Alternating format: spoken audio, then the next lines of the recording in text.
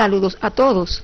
En la actividad orientadora anterior, estudiaron los síntomas que aparecen por trastornos de los procesos psíquicos, los que se presentan en cualquier proceso patológico, debido a que se desorganizan los procesos cognitivos, afectivos y conativos, como parte integrante de la actividad consciente. Hoy continuamos con el estudio de los síndromes, como integración de estas alteraciones psíquicas, observadas en la expresión del fenómeno psicológico durante la práctica médica. Al concluir el estudio de estos contenidos, ustedes serán capaces de explicar los síndromes psíquicos frecuentes en la práctica médica, identificar los niveles de funcionamiento psíquico y diferenciar los síndromes cerebrales agudos y crónicos.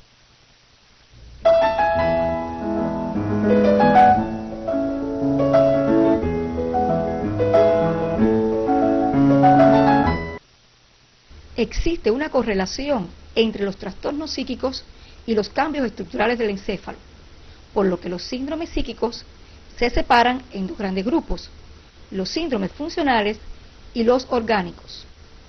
Se consideran funcionales los que no se acompañan de cambios en las estructuras encefálicas apreciables por métodos anatómicos e histológicos. Se manifiestan por las alteraciones en las funciones y procesos psíquicos.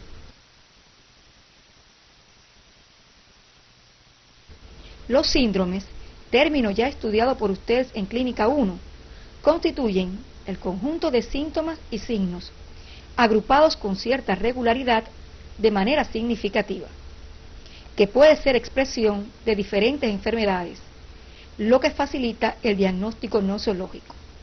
El síndrome es mucho más específico que el síntoma, aunque menos específico que la entidad nosológica. El diagnóstico sindrómico se convierte, con frecuencia, en la única posibilidad alcanzable para el médico general en el caso de las entidades psiquiátricas. Los síndromes psíquicos funcionales se agrupan de acuerdo con la carga de los síntomas principales en las esferas y funciones psíquicas afectadas en los pacientes. Estudiaremos los más frecuentes en la consulta médica, como son el síndrome ansioso, depresivo, neurasténico e hipocondríaco. En la asignatura psiquiatría podrán profundizar en otros síndromes psíquicos. El síndrome ansioso se caracteriza por manifestaciones afectivas, con afectación global de las necesidades, sin alteración notable de las sensopercepciones. La ansiedad excesiva es la característica fundamental, que puede tener manifestaciones subjetivas como el temor que siente la persona y no puede explicar, un estado de desasosiego e intranquilidad, así como el miedo a una enfermedad grave o morir, y las objetivas dadas por los síntomas neurovegetativos, como palpitaciones, taquicardias, opresión torácica, disnea, anorexia, náuseas, vómitos, diarreas, palidez, frialdad e hiperhidrosis palmar, entre otras. El síndrome ansioso puede ser expresión de trastornos situacionales. Por ejemplo, la mujer que asiste a consulta, angustiada, ansiosa, irritable, disfórica, y refiere insomnio vespertino, cuya sintomatología aparece luego de la separación de su pareja. El síndrome depresivo se manifiesta fundamentalmente por tristeza, afectación de las necesidades y disminución de la capacidad asociativa y de la actividad motora. La persona deprimida muestra estado de ánimo abatido, nerviosismo, hipobulia o abulia, ideas de autorreproche, insomnio, anorexia, hipoerotismo y pérdida o disminución de los hábitos de aseo personal. Ejemplo, el padre que luego del fallecimiento de su hijo refiere sentirse triste, con pocos deseos de hacer las cosas, falta de apetito, inhibición del deseo sexual y dificultades en el sueño, sobre todo en la madrugada.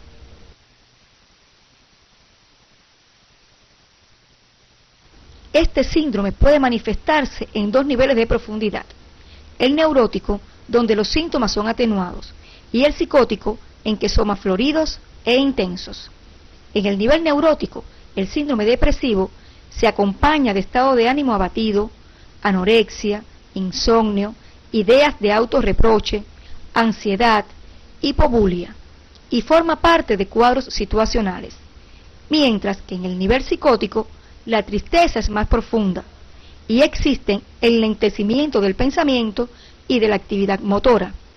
Además, pueden presentarse alucinaciones y delirios. Es expresión de psicosis afectivas y maníaco-depresivas.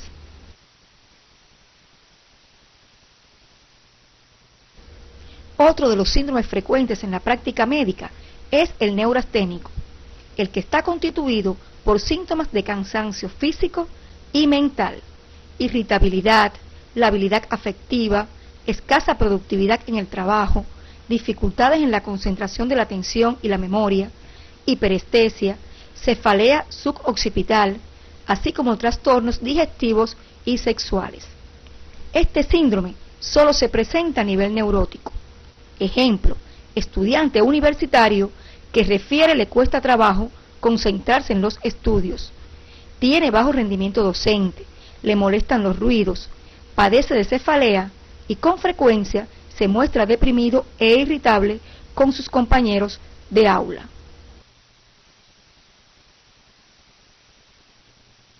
Cuando la persona muestra excesiva preocupación por su salud, no basada en una patología orgánica real, continua autoobservación de las funciones corporales significativas y constante temor a la muerte, estamos en presencia de un síndrome hipocondríaco, en el que son características las ideas de enfermedad o hipocondríacas.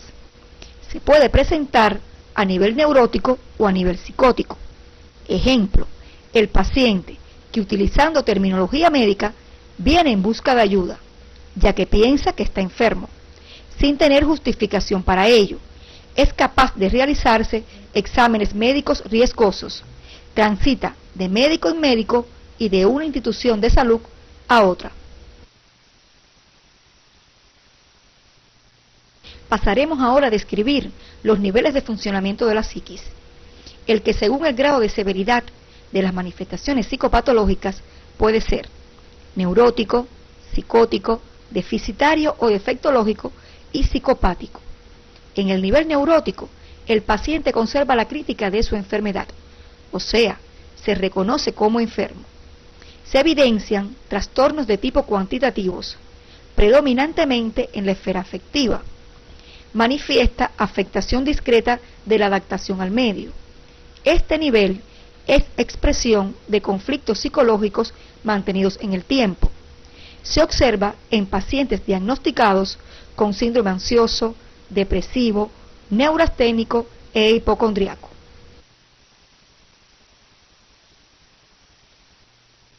En el nivel psicótico, el paciente no posee crítica de la enfermedad. Se evidencian cambios cuantitativos y cualitativos de los procesos psíquicos, con grave afectación de las funciones psíquicas y distorsión del reflejo de la realidad. Se daña notablemente la adaptación de la persona al medio y el paciente necesita hospitalización. A este nivel funcionan enfermedades psiquiátricas como la esquizofrenia, la psicosis maníaco-depresiva y la psicosis reactiva, entre otras.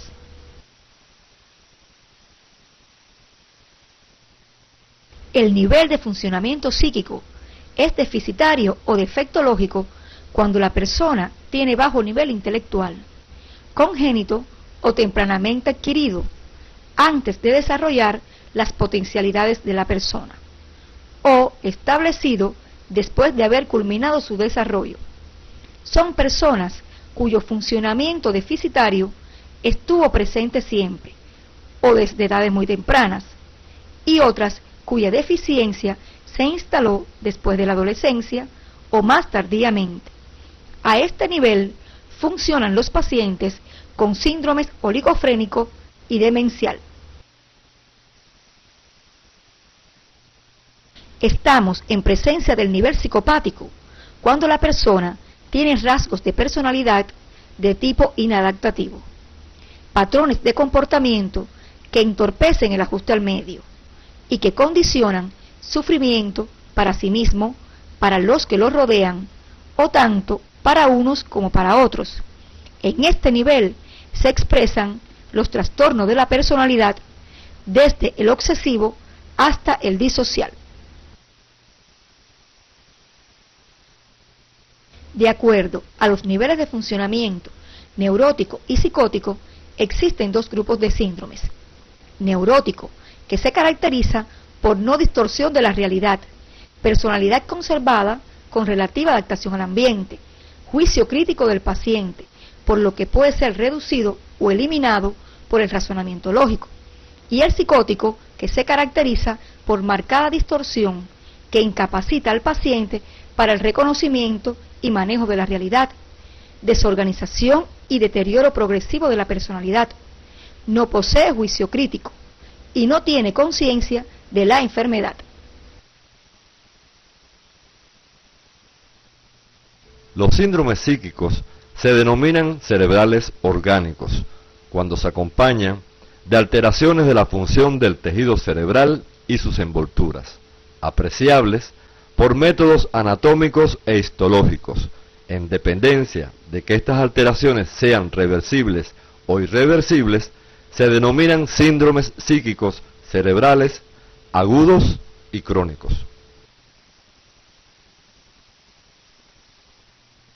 El síntoma fundamental que caracteriza al síndrome cerebral agudo es la alteración de conciencia en distintos grados, determinado por alteraciones de la atención, la orientación, la memoria de fijación y evocación, dificultades en el proceso asociativo del pensamiento y alteraciones sensoperceptuales como ilusiones y alucinaciones. El síndrome cerebral agudo se divide en varios subsíndromes. Estos son obnubilación, delirium, estado crepuscular, confusión mental, ataques convulsivos y estado de coma. El delirium es el síndrome que implica deformación de la realidad. El paciente se observa agitado, tembloroso y sudoroso. Tiene memoria con evocación después de superado el cuadro, es decir, recuerda fragmentos de lo acontecido. La orientación es inestable, pues se puede ubicar en espacio y persona por momentos. Desde el punto de vista cognoscitivo, existen alucinaciones, sobre todo visuales y táctiles, relacionadas con animales y temas catastróficos. El pensamiento es disgregado y perseverante. Desde el punto de vista afectivo, manifiesta ansiedad y terror. En la conducta, se observa agitación a grandes espacios como defensa ante sus posibles agresores. Se puede presentar en el delirium alcohólico, procesos infecciosos severos y en traumatismos craneales. La obnubilación tiene como síntoma fundamental la necesidad de utilizar estímulos fuertes para lograr la comunicación. Se caracteriza por pensamiento lento, disminución de la memoria, distractibilidad, abulia e hipoactividad. Se observa al paciente tranquilo, hipomímico y con descuido de sus hábitos si no se le auxilia. Estar obnubilado significa ver a través de una nube. En realidad, el paciente no solo ve, sino que escucha, huele, siente y percibe el gusto como si entre los estímulos y él existieran obstáculos sensoperceptivos.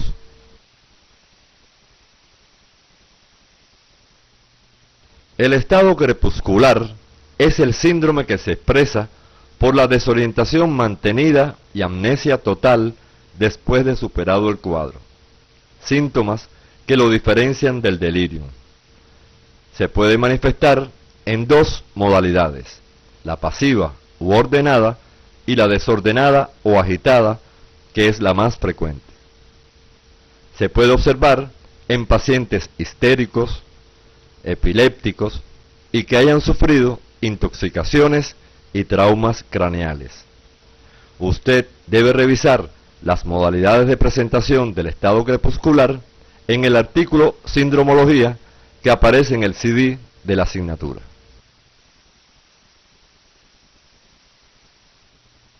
La confusión mental es otro de los síndromes cerebrales agudos, también llamado amencia, destacando la ausencia casi total de psiquis.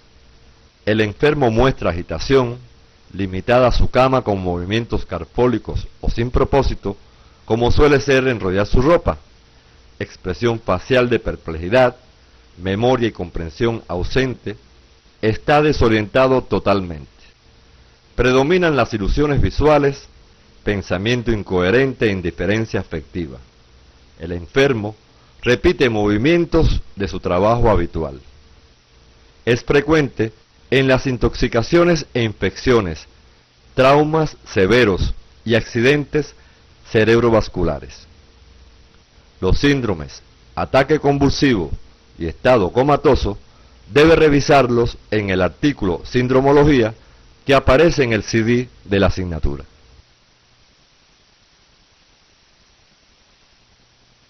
Los síndromes cerebrales crónicos son el resultado de las alteraciones anatomopatológicas del tejido cerebral dentro de sus estructuras, las meninges. Sus lesiones son irreversibles.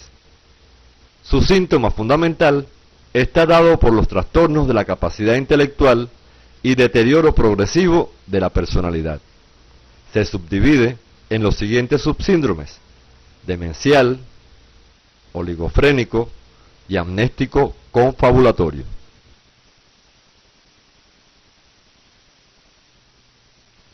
El síndrome demencial es la pérdida global o tardía de la capacidad intelectual, aptitudes, capacidades y habilidades. Ha existido un desarrollo intelectual normal y comienza con dificultades en el pensamiento abstracto. No se hacen generalizaciones y se dificulta la comprensión, se altera la memoria, primero de fijación y después de evocación. En la atención aparece la distractibilidad. Desde el punto de vista afectivo, se manifiesta irritabilidad, agresividad, labilidad afectiva, entre otras alteraciones. Se deterioran los hábitos, el sueño y la sexualidad. Este síndrome es característico de las demencias seniles.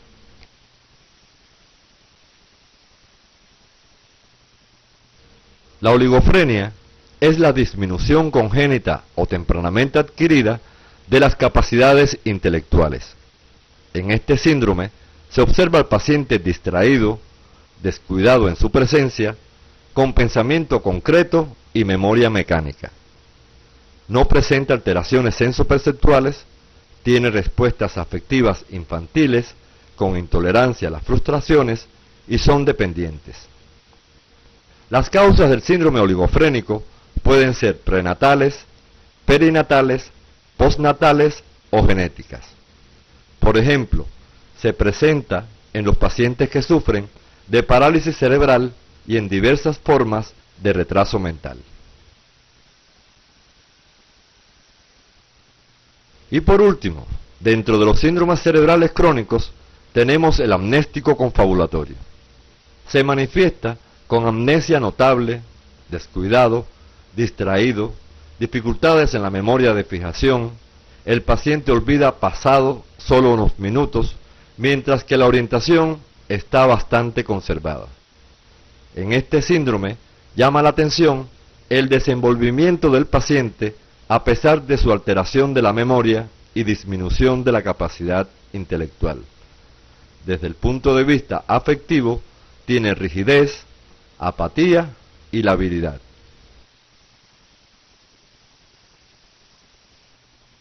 Las causas más comunes para que ocurran ambos síndromes, tanto los síndromes agudos como los crónicos, son infecciones intra y extracraneales, intoxicación por drogas, veneno, alcohol, traumas craneales, trastornos circulatorios, convulsivos y metabólicos, así como neoplasias intracraneales.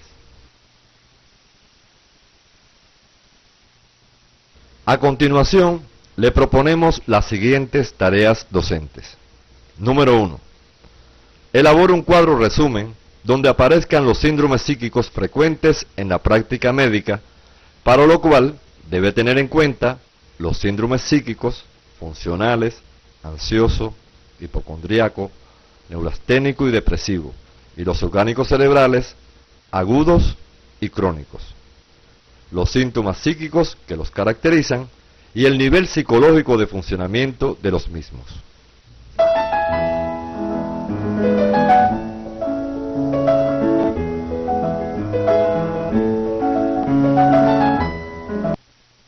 Número 2. Analice la siguiente situación. Paciente masculino con nivel de escolaridad medio, casado, con 2 hijos, trabaja como tornero. Asiste a consulta por presentar dolores de cabeza frecuentes y mareos. Refiere en su hogar, tiene discusiones con su esposa por el manejo de los hijos, lo que le provoca intranquilidad, siente un estado de desasosiego sin saber la causa, le sudan las manos y presenta trastornos digestivos. Realiza actividades simultáneas sin lograr concluir ninguna y presenta lesiones en la piel, por lo que considera estar enfermo y busca ayuda médica. De esta situación, explique el síndrome psíquico que presenta el paciente teniendo en cuenta las alteraciones psíquicas. Identifique el nivel de funcionamiento psíquico del paciente. Enuncie las características de este nivel de funcionamiento.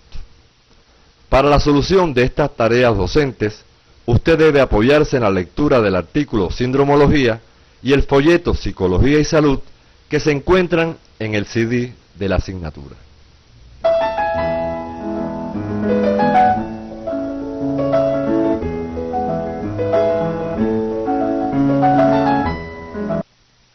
Al finalizar la actividad orientadora de hoy, podemos concluir que los síndromes psíquicos funcionales se manifiestan por alteraciones en las funciones y procesos psíquicos.